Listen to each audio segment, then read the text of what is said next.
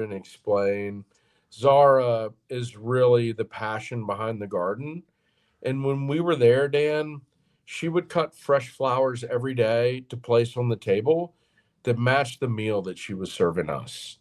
She was so honored.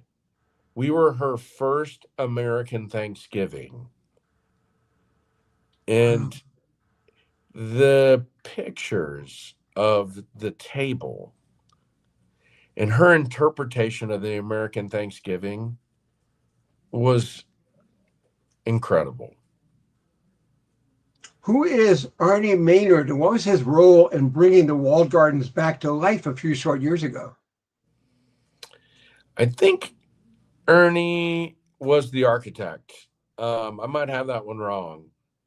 Um, I believe that that's who Angus and Zara collaborated with. So I think he's the world renowned architect that specializes in sustainable gardening. How are you going to plan to introduce walled garden gin to American audiences? Are you going to have Renaissance cocktail classes, for example? We're just going to get everyone drunk on gin. Great answer. You know what? We're working with a guy that is sponsored by Yeti, Davin Topol, and he's a mixologist. We actually went with Davin and a bunch of world renowned fly fishing people to the Highland Games, and we had our international release party for the gin while we were there in May. And Davin did this amazing thing. He did an interpretation of three drinks that are related to the Gordon clan story and the Gordon Castle. And he did an interpretation of an old fashioned called the Bidand with the gin. And my hope is that one day the entire world will know what a Bidand is. Okay. Is your theory that the more people know about walled garden gin, the more they'll consume? Well, this is this the drink responsibly plug?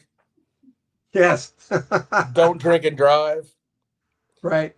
Um, it's not so much about the gin for me, Dan. It's really about the brand and the clan history. Um, I think that when I zoom out and think about all your audience and all the different ways someone can experience the Gordon Castle brand, that feels infinite too. And so it's more about knowing it's more about knowing about that cultivated elegance and those historical roots. If you are passionate about your clan history, this is a place that I believe offers an experience that's unmatched.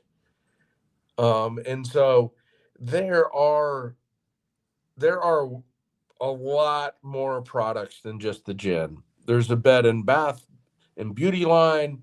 There's an incredible china that I don't even like china, and this might be my bias, but I think that the Halcyon Days china line that's based off the antlers of the dome of the castle is absolutely gorgeous.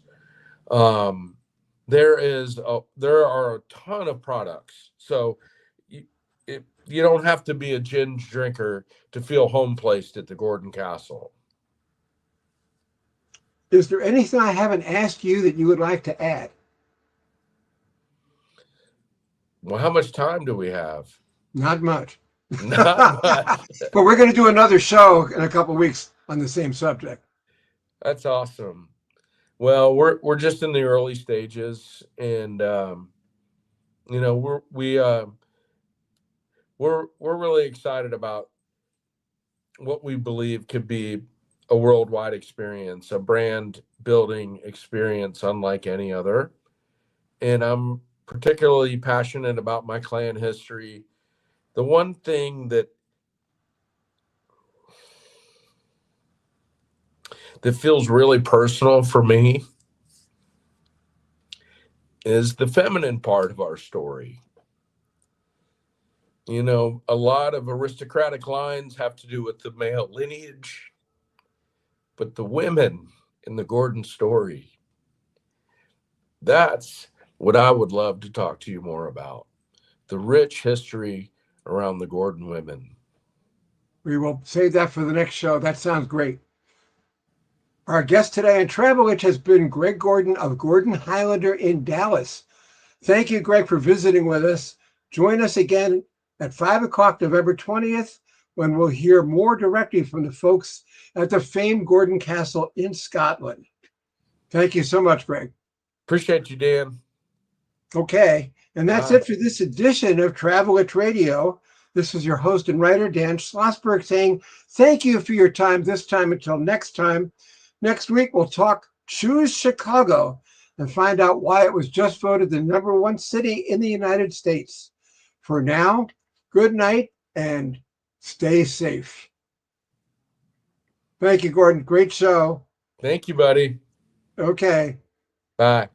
Talk to you soon.